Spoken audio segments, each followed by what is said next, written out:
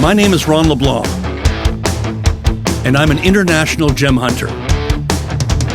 My partner Diane and I explore the world looking for gemstones, and this is the story.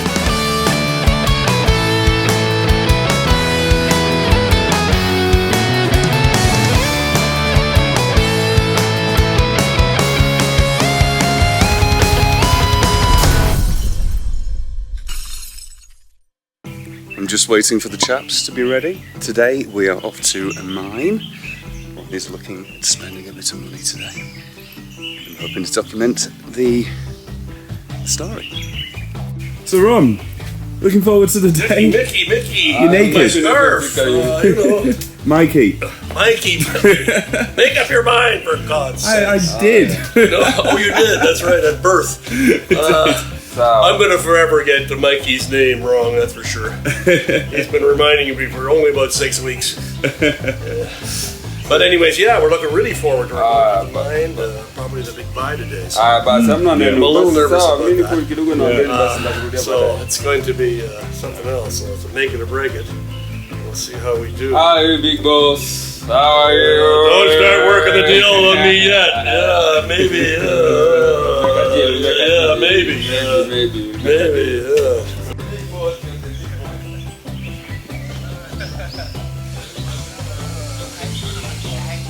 Go. Okay, eating now. Waheri. To the mine. To the mine we go. To the mine we go. Yeah, it's fantastic. I'm very excited about it. Nervous and excited. I love to go to the source. You know, that's what we do. This is our identification. You know, we go to the hole, right? And so we're going to make a big buy today, I think, if the stones are there for sure. So this will be the money shot today, and hopefully Mikey will be on top of it, and I think he will be. And I have my assistant Ari, and Maz is. We're getting Maz to the airport, but we're going to buy the mine first with our colleague and our gem guy, Bruce. So it's going to be fun. Yeah, he's the man. Maz? Yeah. You looking forward to today? I am indeed. I'll tell you why, because it's going to be like a nostalgic visit. Why? Because I had been in the Merelani area many years ago, but it was part of the graphite operation that I was involved in. And in those days, the graphite was the primary main product. Yeah, and they call Tanzanite, that indicator kind of. and the Tanzanite was the sort of the byproduct. But then, because of operational issues and the way things went on, and we were not able to get 99.9% pure graphite, which we thought the world wanted, the company was sold out, and Tanzanite 1 came on, and their main product was Tanzanite, and their byproduct was graphite. That's how the whole thing went completely around 180 degrees. And Mikey, we're going to plots beside the Tanzanite 1 mine, which was the biggest Tanzanite and the sole Tanzanite source in the world. There are peripheral plots, which are called D block, which Bruce has a plot with. He has a mining, so they allowed artisanal mines around the main Tanzanite 1 mine. But since that time, there's been a lot of politics and various things, and government has changed its rules, and it no longer wants to put out the main source, like the Tanzanite 1 plot, give over to foreigners. So it's they took it back from the foreigners in order to now parcel it out to a local investor. So to keep the business in their hands, and then all the tertiary things, the things like cutting. And brokering and all the other stuff to keep it in Tanzania for the Tanzanian people, and that's just wise. I think they're doing that all over the world. So the colonializers are the business colonializers who are here fairly looking for resources, are now some of the main source resources like a Tanzanite is now back in the hands of Tanzania. So they're trying to work it out a little bit, get it smoothed out a little bit so they can bring it all to market. But right now they're fenced off this big place called Tanzanite 1. And they're figuring it out a little bit, looking for local investors. So, but this is the main source of that stone in the whole world. It's so it's quite impressive. Yeah, unique to Tanzania.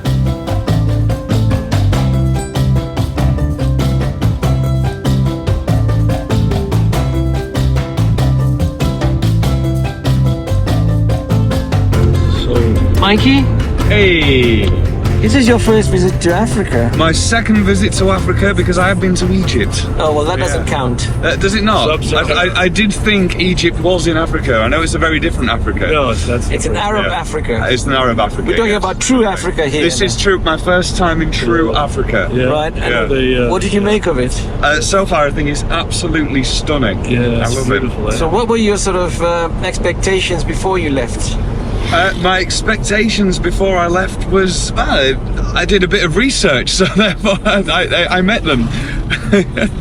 But I was expecting friendly people, good food, good drink, nice cozy warmness, and yeah, I was expecting to be bitten plenty. That's happened. So everything has happened as you expected. Everything has happened as I expected. Yeah, so it's that's been good. good. Yeah. Excellent. Thank you. Yeah. Couple of surprises with the animals. Oh.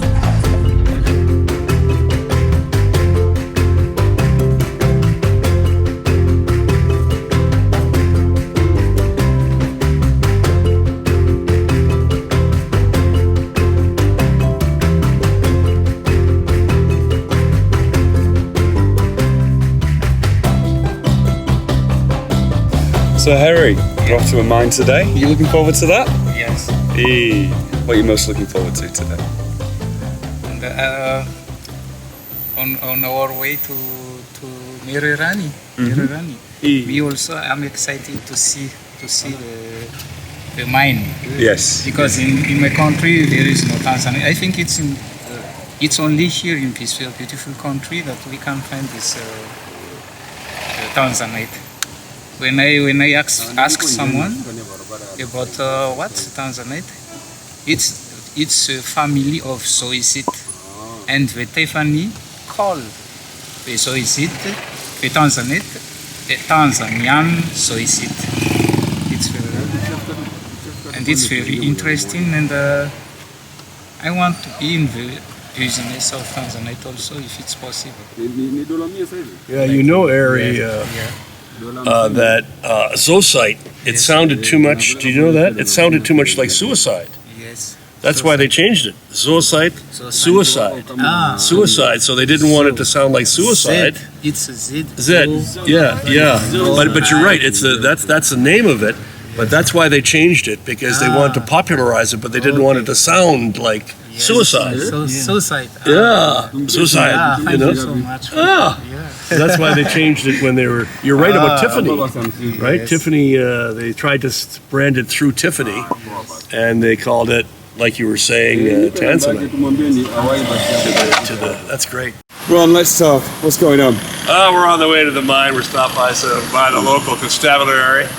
I guess something. Anyways, our driver. There's always something. Maybe the lights out or something. We're going to sign some piece of paper. There's always bureaucracies. Some are irrelevant, some are superfluous to the whole thing, but there's always paperwork. Always somebody that has to be paid, some told to go through. It's just as ever thus. Anyways, not far from the mine, so it's exciting. But we're just out to stretch our legs with little B and Mikey behind the camera here. So, but anyways, this is all part of the procedure. It can be a hell of a lot worse in other places. So it's not too bad here. You gotta pay the freight, be respectful, do what you gotta do, even if you don't like it. Here we go. Just another stop along the road. Just another piece of bureaucracy. You know, official bureaucracy is one thing, but this place is loaded with it.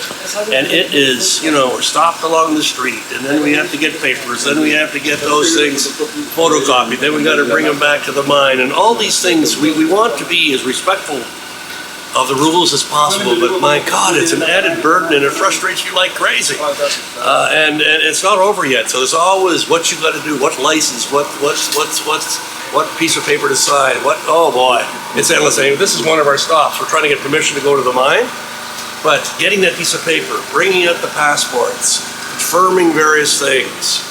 Oh God.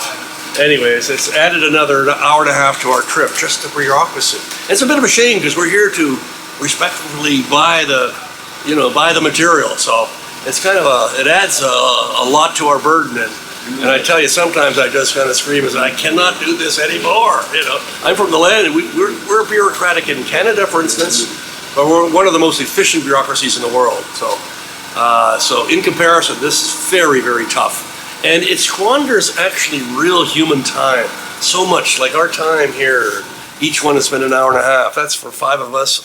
That's 10 hours a day that we could be efficiently doing something. Anyways, it's just the burdens you have to carry in the bureaucracy, the dreaded bureaucracy. Anyways, have a look at this office. Even though it's efficiently done, and we're getting it done. And this is the all-important paper. And it's all important paper right there to get into the It's the all-important paper. Can you get it? It's in Swahili, though. It's in Swahili. Is it Swahili? With the people's names. Bruce, our man, taking us. Yeah. And this now has to go back We have to go back. No. Home Affairs office to be sealed. That's what's going to happen. So there you go. Yeah. Anyways, it's piles upon piles of paper. I feel sorry for the trees, and the squandering of human potential, which could be better suited planting carrots or having babies or building buildings or doing something a bit more important. It does provide a lot of jobs, but like I think I mentioned before, perhaps on camera, but that's a low aspiration. Simply to provide work. We're not this magical creature born to do such things, to squander such things. Anyways, let's go.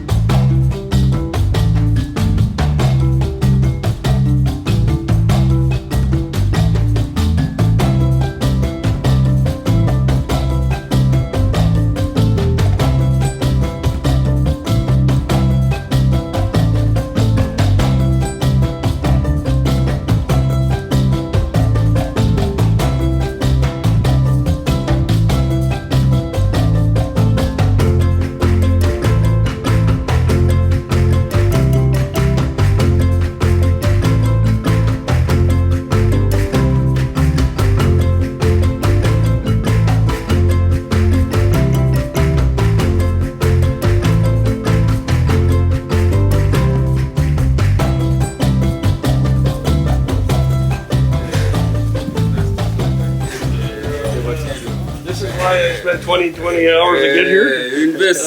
Good move. I think he's setting me up as a thing, yeah. Wow. You can always go there and pose there. Not John, really. uonyeshe jinsi unafanya. Down. Yeah, go down.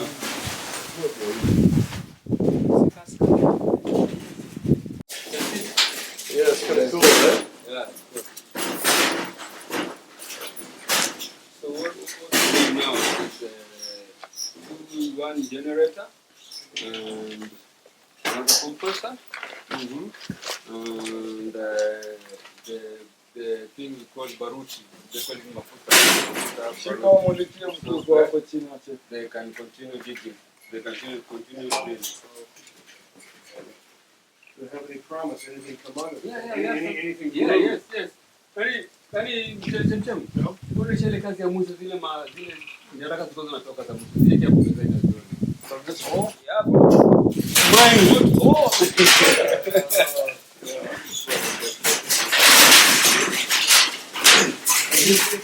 Hapo angalie. Good, you can see. Okay. Where the millions are coming from. Yeah, you get a sense of the holes over there. Mm-hmm. I do. Okay. Usipeleke mbali sana hapo tu. I am filming. Aone tu. Angalia, take care. Taratibu sinani staki kesi. Huh? I'd rather not pose. I'd rather look where I'm going. Yeah. I'm good. I've got it. I'm good. Oh, yeah. No, I'm good. I got it. Oh, really? I can't film.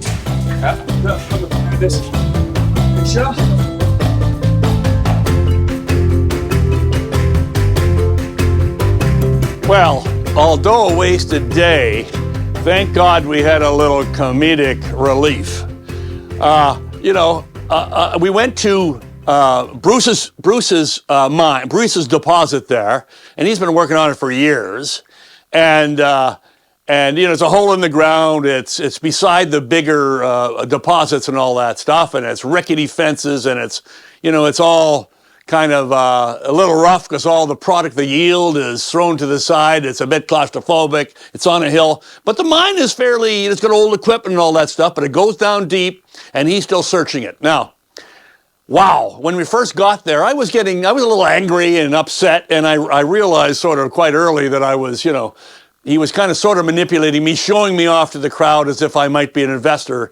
And the promise that the market was going to be there was just absolute bullshit. I expected that there was going to be stones there. I didn't know what had happened. He didn't articulate it. I thought there was going to be a market that was collected from this big organized within the fence.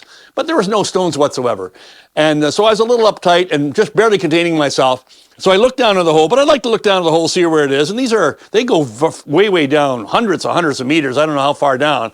And there was big steps going down. Suddenly, beside me, Mikey passes me. I'm over the hole, passes me, and goes down one of these two major levels. Big sort of platform. There were big landing spots and another big landing spot as they narrowed down into kind of a ladder, much more steeper. But you were going down a deep black hole. Well, I don't know what the hell Mikey was doing, but he's adventurous. And Mikey goes down there, and there's another guy trying to hang on to him because Mikey's he was a slight bit frenetic, and he was moving kind of quick, and the guy was nervous he was going to tumble down the hole, and everybody's saying, careful, careful. All around there's echoes of careful. Next thing I look down, it's about 10 feet down on the second platform, just before the hole sinks into the ground. And Mikey, I think we're going to lose Mikey. I was thinking, well, how can I get a new cameraman? Anyways, I look down, and I see Mikey leaping onto the guy's back. And I'm going, my God, I don't know what's going on. Maybe this guy is so strong, he's like Atlas, and he carries foolish white people and gemologists down into the hole. I didn't know what was going on, but the guy turns around, looks at me, and he looks up at everybody else, and he goes, what the hell's going on? And then Mikey unclamps himself from the back, and I don't know, I guess he gave a signal to Mikey. He'll have to explain that to himself, but my God, it was once we realized that, we said, oh boy, you got a story. And of course, Mikey's trying to squash the story. He says, well, I don't know if we can say that. It was a little embarrassing. The leaping cameraman on the guy's back. And no one had ever seen this. So when we got up to the top, everybody's kind of laughing and weird. What the hell's going on? Anyways, we'll let... Thank God, because we needed a little comedic release. I'll tell you, it was a tough day, and that was a kind of a bright spot, although at the cost of maybe Mikey's reputation, or maybe it made Mikey's reputation. He was a courageous guy, but anyways, I'll let him do the rebuttal. Well, I tell you what, I didn't half embarrass myself on that day. I did not understand what was going on. Yes, we were filming at Bruce's wonderful mine in Tanzania. He had some of his miners there at the site. I went down a couple of steps just to film inside of the pit, of course. I'm there with my camera. One of the miners, gentleman in front of me, he was not allowing me past, I think for my own safety, which is fair enough, of course. But I'm certain that I saw him do this. He patted his shoulder, which in my head is the international language of get on my back. I'm going to walk you down, and your foreign legs can't handle this arduous mine, this dangerous mine that we're going down. So hop on, mate. So I did. Everyone's behind me laughing, all confused. What the hell is Mikey doing? Mikey's mounting miners over here, which is not something I want repeated, and it's definitely spelt with an E. But regardless, I embarrassed myself on that day, but no harm was done, and we got a story out of it. So watch where you're walking. You almost had one for salad. Take it easy, baby. Look at you're no mountain goat. Okay. Oh, I know. But you're pretty good.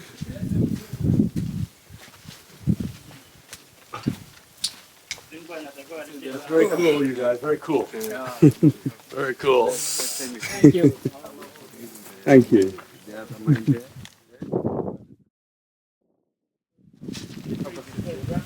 This is feet here.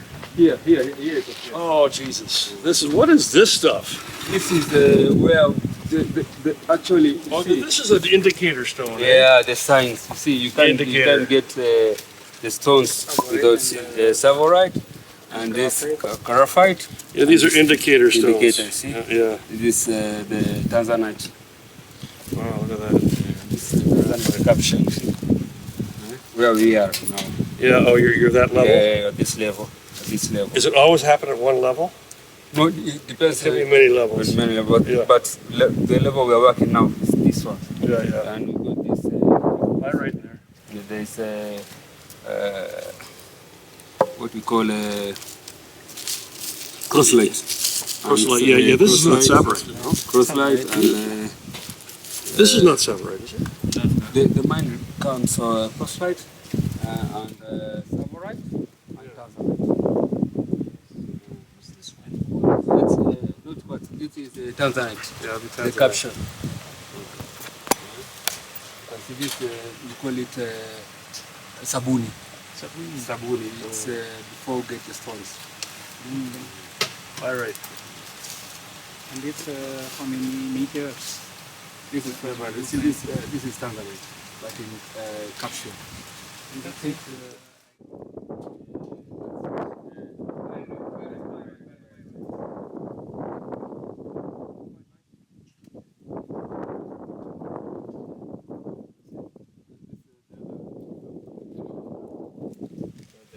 Tanzanite. Let me show you.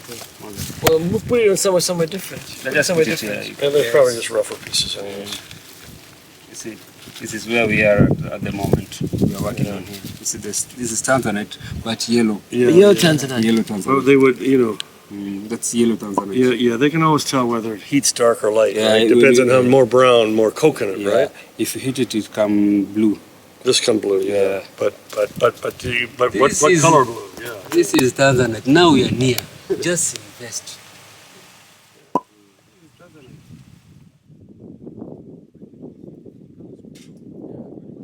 Yes. But I So think it you've been depends on buying what yellow else it has in it. Tanzanite, though. Mary. There's some- You've just been buying yellow Tanzanite, heated up. Yeah, tell you the truth. We can call also fancy Tanzanite. Yeah, But can they tell when it's in the rough the quality of the blue? They can't tell. Can They they? can't tell. After the heating, they know, but not before. You see this one? But usually there's more coke color or another color. It's this color. Yeah. When it's starting, it changes the color. After coke, you heat it, it becomes Tanzanite. That's that's right. You get a little darker. This is than that. it's like a baby starting. Starts. Yeah. Here we get a big production like these stones. These ones. Yeah. So I think we should invest and work. Yeah. Well, there you go. Yeah. Good luck with it. Okay.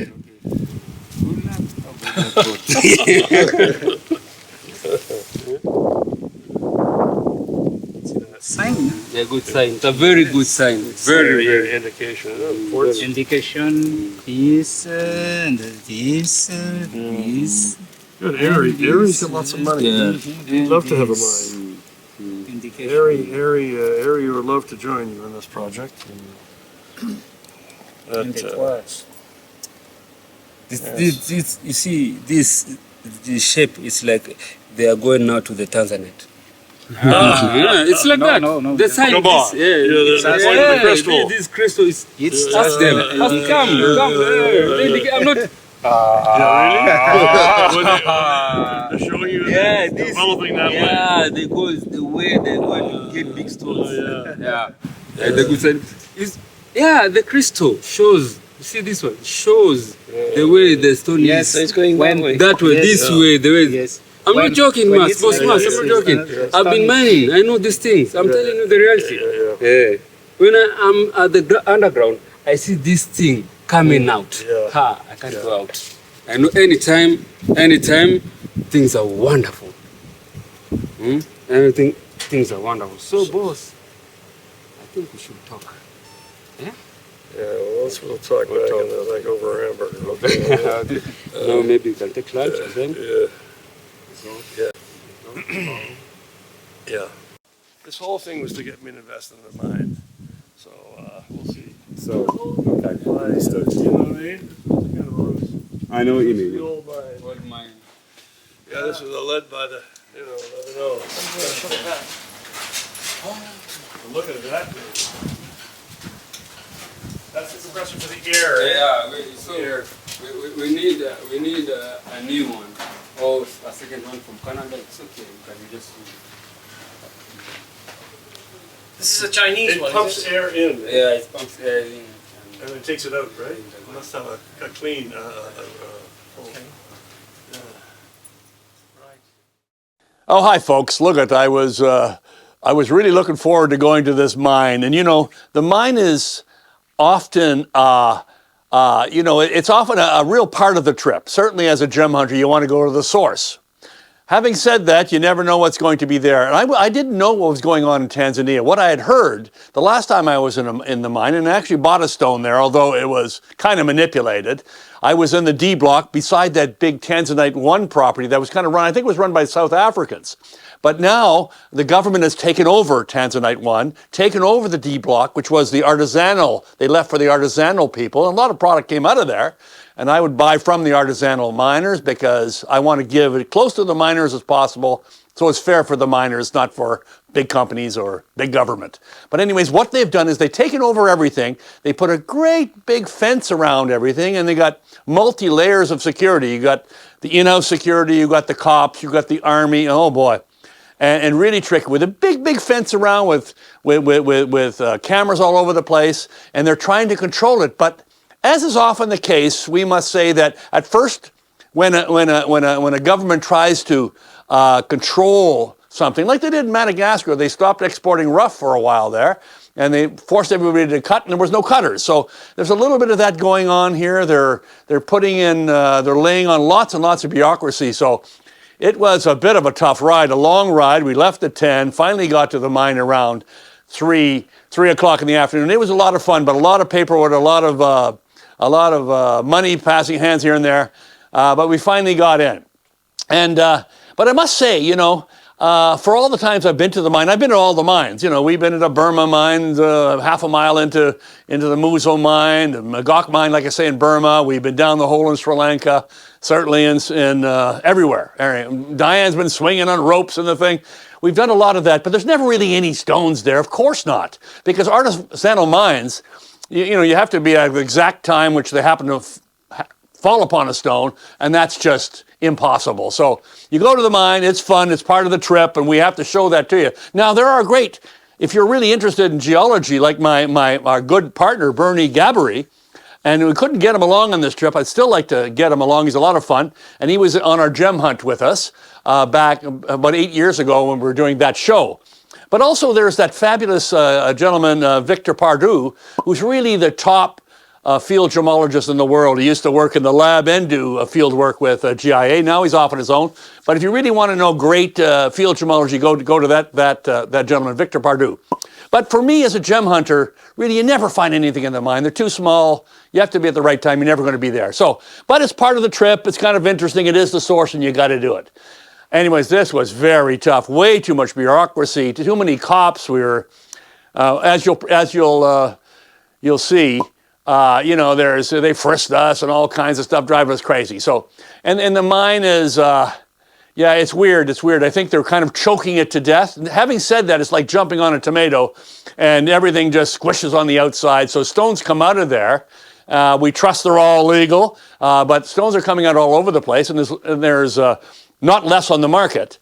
But they're trying to control it, but at a kind of a cost, I think, because they're forcing. What happens if you can't get, let's say you need medicine for your sister or your partner or whatever, and you can't get it one way to get it the other way. So they push everything a bit into the black market when there's so much pressure to control everything. And that's a little trouble happening there right now. It's a bit tricky, and you have to circumvent a lot of stuff. But anyways, the mine is a nice thing. And if you're a geologist, it's a thrill. But as a gem hunter, and there's never at the source, the price is not there. And by the way, when you get to the mine, there's always somebody who's already saw it and already took their cell phone, and they know the prices everywhere. So there's no advantage of really going to the mine. You're better off to go to someone on the end that really knows his stuff, and he's a professional and has access to a lot of it and can do it that way. So, but anyways, the mine, it was a long day and a wasted day. A little bit, I'll talk a bit about that later, but it took a whole day out of a very tight schedule. So that was a bit tough. Anyways, that's my view on the mine, and we'll talk later.